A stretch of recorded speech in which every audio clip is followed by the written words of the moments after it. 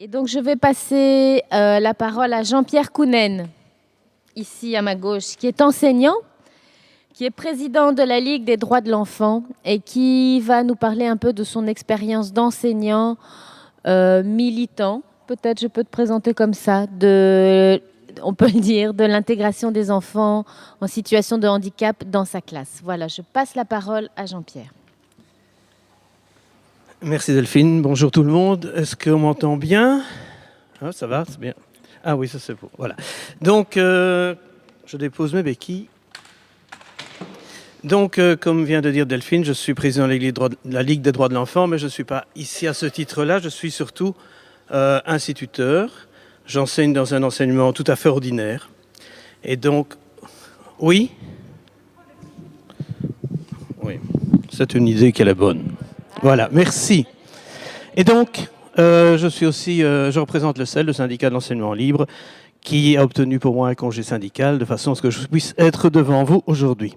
Donc, le deal de la... Attends, il faut que je vois où est le... Ah, c'est l'autre. Évidemment, si on met deux. Voilà, le deal, c'était de partager mon expérience singulière de classe inclusive dans une école qui ne l'est pas du tout. Donc, j'enseigne dans un enseignement traditionnel et étant militant des droits fondamentaux depuis très longtemps, construisant des écoles avec d'autres, des écoles pour tous et des écoles sans échec et totalement inclusives, il fallait donc que je mette ça aussi en place dans ma classe. Mais je l'ai fait bien avant le décret de 2009. Depuis de nombreuses années, j'avais arrêté déjà le redoublement. On ne parlait pas encore d'intégration, on ne parlait pas d'enfants 10, on ne parlait pas d'enfants handicapés dans l'enseignement ordinaire. Tout ça, c'était très loin.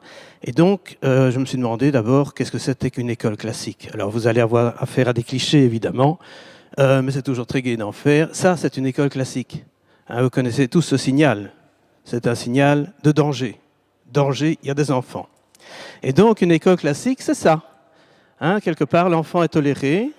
On va mettre en place des règlements qui vont le canaliser dans l'école, l'obliger à bien travailler, hein, et éventuellement l'orienter. L'école classique, bon, beaucoup de petits sourires. Et une école classique, c'est ça aussi. C'est une école qui sélectionne. Ici, vous avez l'organigramme d'une école secondaire, trouvé sur Internet. Eh bien, vous voyez qu'entre la première secondaire, où il y a 7 classes, et la réto, il n'y en a plus que 6, eh bien, on a sélectionné et on a orienté. Alors, une école classique pratique le redoublement allègrement. Vous avez ici les chiffres de la communauté française. On ne va pas les passer en détail, mais c'est une tradition. D'ailleurs, le redoublement, si on lit les articles de presse, et si on questionne les parents, il y a une demande de la société à ce qu'on continue cette pratique-là. Alors, qu'est-ce que c'est qu'une école inclusive? Eh bien, c'est plutôt ça, une école inclusive. Ça, c'est un signal d'obligation. Obligation d'accueillir tout le monde. Et notamment, dans les tout le monde, il y a aussi l'enfant porteur de différences. Et donc, cette école inclusive, c'est une école où on n'est pas en rang d'oignon face au tableau. C'est une école où on apprend ensemble. C'est une école où on est en action. On utilise les pédagogies actives. Et c'est une école où le fait d'être ensemble, de coopérer, permet d'accepter toutes nos différences, de découvrir les différences.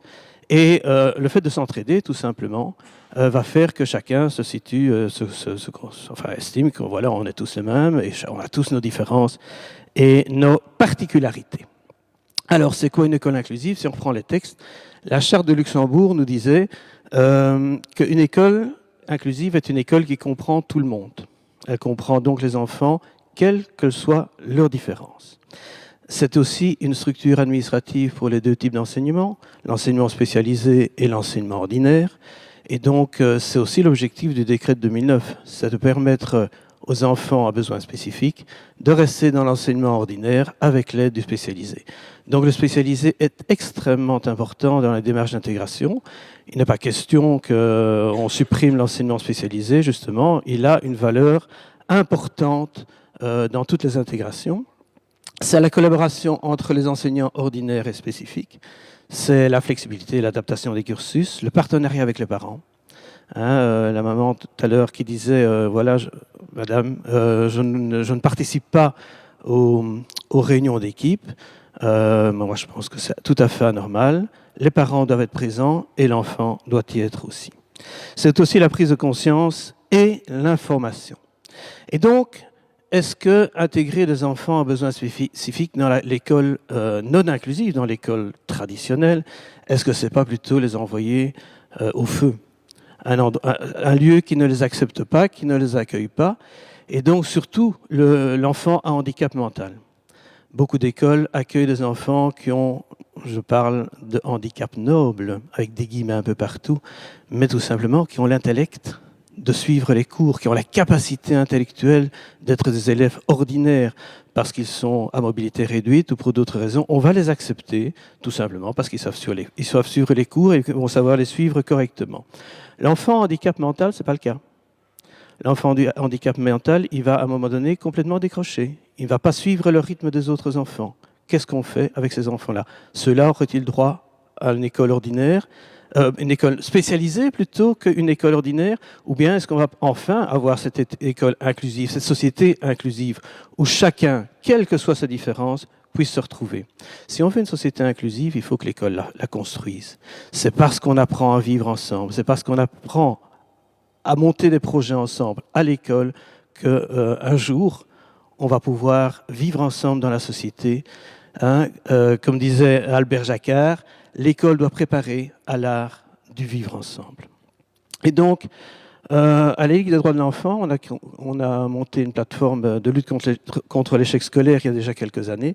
Et nous disions que le rôle de l'école est de rendre accessible à chacun le bagage de connaissances et de compétences nécessaires pour appréhender le monde et participer activement à sa transformation vers plus de justice. Comment est-ce qu'on peut aller vers plus de justice si on met des gens à l'écart?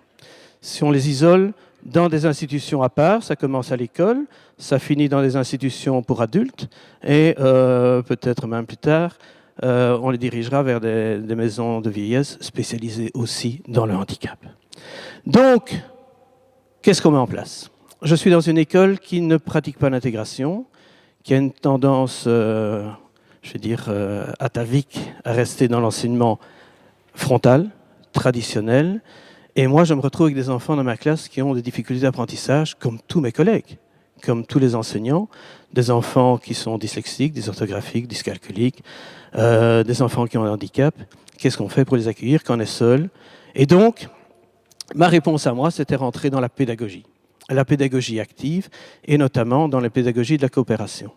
Ce sont des pédagogies qui existent depuis tout un temps et qui permettent justement de travailler ensemble. Dans les écoles traditionnelles, les écoles frontales, lorsqu'un enfant comprend, eh bien, il y a peu de chances que tous les élèves de la classe comprennent. À partir d'un certain moment donné, l'enseignant dit « ça va, tout le monde a compris, on continue ».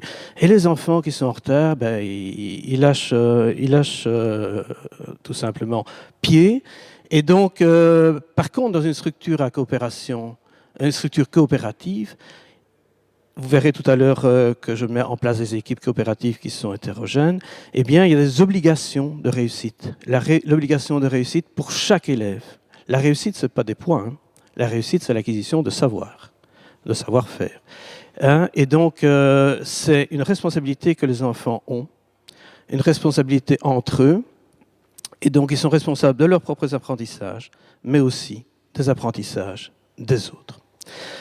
Alors mon rôle est tout à fait différent. Je ne suis plus le professeur qui enseigne sur son estrade face à une classe à bras croisés qui m'écoute bien sagement. Je suis là pour observer comment ça se passe, pour faciliter les choses. Je suis plus un coach qu'un enseignant. Je donne des pistes, on apprend ensemble, on les explore ensemble, on se plante parfois ensemble, mais on le fait ensemble. Et c'est ça qui est intéressant, parce que l'erreur est importante. L'erreur est très intéressante. Dans un apprentissage coopératif, comme je disais, les groupes sont hétérogènes. Dans ce cas-ci, vous avez 4 enfants, dont un est sourd. Alors, lequel est-ce? Eh bien, c'est celui qui a un micro en main, qui est en train de parler. En fait, c'est un enfant qui était implanté, et donc on travaillait par micro-FM. Donc ce micro-FM, c'est moi qui l'avais tout le temps autour du cou. Mais lorsqu'il travaille en équipe coopérative, le micro passe dans l'équipe, sinon l'enfant ne peut pas participer, évidemment, à l'apprentissage collectif. Et donc, ils avaient décidé dans cette équipe-là de prendre comme bâton de la parole, puisque c'est aussi une façon de fonctionner, le micro de l'enfant. C'était normal, on le mettait devant sa bouche, on parlait et on le passait. Eh bien, quand lui recevait le tour et qu'il avait le droit de parler, il prenait tout simplement son micro et se parlait à lui-même. C'était très amusant, mais ça marchait. Et cet enfant était intégré sans intégration, c'est une intégration sauvage. J'avais les services de l'SBL Triangle qui venaient un après-midi par semaine. Comme c'était une intégration qui était très bien, qui fonctionnait très bien, ils ne venaient même pas toutes les semaines, puisqu'ils ont beaucoup d'enfants à suivre, et ils disaient, bon ben voilà, ici on sait que ça se passe, que l'enfant en question est bien accueilli, que tout le monde l'accueille. Hein. En fait, ce qui était plus difficile finalement dans l'intégration, c'était la relation. Tout le problème relationnel, parce que ce petit garçon parfois coupait son micro, tout simplement pour ne rien entendre, et il faisait celui qui n'entendait rien, il passait dans les rangs, bousculait tout le monde, il disait excuse-moi, je t'ai pas entendu, et hop, bon, voilà, des choses à régler, mais que dans une pédagogie de la coopération, on parvient à régler facilement, parce qu'il y a toujours le langage, il y a une pédagogie institutionnelle, donc tout se met en place ensemble, et les difficultés s'exposent et se traitent ensemble. Alors, je continue. Voilà donc une autre équipe de coopération. L'apprentissage coopératif en matière d'intégration scolaire est très intéressant, comme je le disais aussi, mais à tous les niveaux. Parce que l'apprentissage coopératif existe essentiellement dans les pays anglo-saxons, mais quoique du Freinet, c'est de la coopération aussi, depuis le maternel jusque même le supérieur. Et donc, il y a des universités, des hautes écoles qui travaillent des pédagogies de la coopération, en tout ou en partie, qui n'ont qu'un objectif, c'est la réussite de tous. Et donc, voilà, ça avance. Quelques images d'équipes de coopération. Et donc, les enfants sont en action tout le temps. Et c'est un plaisir. L'apprentissage devient un plaisir. On ne voit plus qu'il y a des difficultés d'apprentissage, on ne voit plus qu'il y a un handicap, on voit un enfant qui apprend. Et quand j'ai pas compris, ben tu vas m'expliquer. Et quand toi t'as pas compris, moi aussi je vais t'expliquer. J'ai actuellement un enfant qui est extrêmement dyslexique, dysorthographique, et cet enfant-là peut être tuteur dans les branches où ça marche. En mathématiques, par exemple, ben ça va, il n'a pas de problème, il va devenir tuteur, il va aider ceux qui ont des problèmes en maths. Par contre, en français, ben voilà, il faut lui venir en aide, il y a absolument besoin d'aide, de beaucoup d'aide. Et ça va être donné avec plaisir par les autres, et lui va le recevoir plus facilement, puisqu'il peut aussi être tuteur, il peut aussi se valoriser. Ce qui est indispensable, l'apprentissage coopératif, c'est le tutorat. Je suis le premier remédiateur, donc quand un enfant a une difficulté, c'est moi qui interviens en première ligne, je vais dire, mais je suis souvent limité, j'ai 26 élèves en classe. Donc le fait d'introduire le tutorat, mais un vrai tutorat, un tutorat qu'on a travaillé, qu'on a réfléchi ensemble, qu'est-ce que c'est être tuteur et comment est-ce qu'on peut être tuteur, eh bien ça permet d'avoir non pas un enseignant dans la classe, mais d'en avoir 27. Tout le monde a toujours de l'aide. Chez nous, il n'y a jamais le silence dans la classe. C'est toujours du bavardage, c'est toujours « j'ai pas compris, je vais t'expliquer », c'est parfois du papotage, c'est parfois des grands rires, mais il n'y a jamais le silence. Tout simplement parce qu'on ne sait pas apprendre en silence, c'est impossible. Je l'ai fait, hein. J'ai joué ce petit jeu au début de ma carrière et j'ai bien compris que ça ne marchait pas. On ne sait pas apprendre seul, parce qu'on apprend contre les autres déjà. Dans l'enseignement classique, c'est vraiment l'évaluation, la sélection, je dois avoir plus de points que l'autre, etc., sinon je suis un mauvais élève. Ici, il n'y a pas de points, on verra cet après-midi, parce que je continuerai mon petit PowerPoint cet après-midi. On met des choses en place pour que les élèves ne soient jamais en échec. Et donc, le tutorat est là pour ça. Il n'est pas question qu'on laisse un gosse, un enfant, avec une difficulté jusqu'au lendemain. C'est sur le moment même, c'est pendant les apprentissages. C'est ce qu'on appelle la remédiation immédiate. Et le tutorat est magique. Le nombre d'enfants qui préfèrent faire appel à un tuteur qu'à moi, c'est un peu normal aussi. D'abord, c'est leurs potes, hein, ils vont chez les potes, donc c'est normal qu'ils aillent entre eux. Et puis, voilà, on s'arrange entre nous. Et finalement, l'objectif, c'est de comprendre, alors que ce soit fait par des enfants ou par moi. Moi, ça me décharge pour m'occuper plus spécifiquement de certains enfants qui ont de très, très grosses difficultés. Voilà. Donc, je suis déjà à terminer par les groupes hétérogènes. Alors, un groupe hétérogène, c'est pas facile à composer. Parce qu'il faut avoir des enfants qui ont des facilités et des problèmes un peu dans toutes les branches. Donc on va dire, si on parle encore de branches, mais dans tous les apprentissages. Et donc voilà par exemple un groupe hétérogène, il y a 5 enfants dans cette équipe-là. Ils sont tous belges, mais aujourd'hui tous les enfants sont belges. C'est pas pour ça qu'à la maison ils parlent français ou qu'ils parlent flamand. Ils parlent parfois des langues autres qu'européennes, ce qui est le cas ici. On avait, je ne vais pas dire les prénoms, puisque en principe, on va garder l'identité secrète. Le premier, donc, il est belge, mais il parle italien à la maison. Le second, il est belge, mais il parle arabe. Le troisième, il parle français. Le quatrième aussi, et la cinquième parle libanais.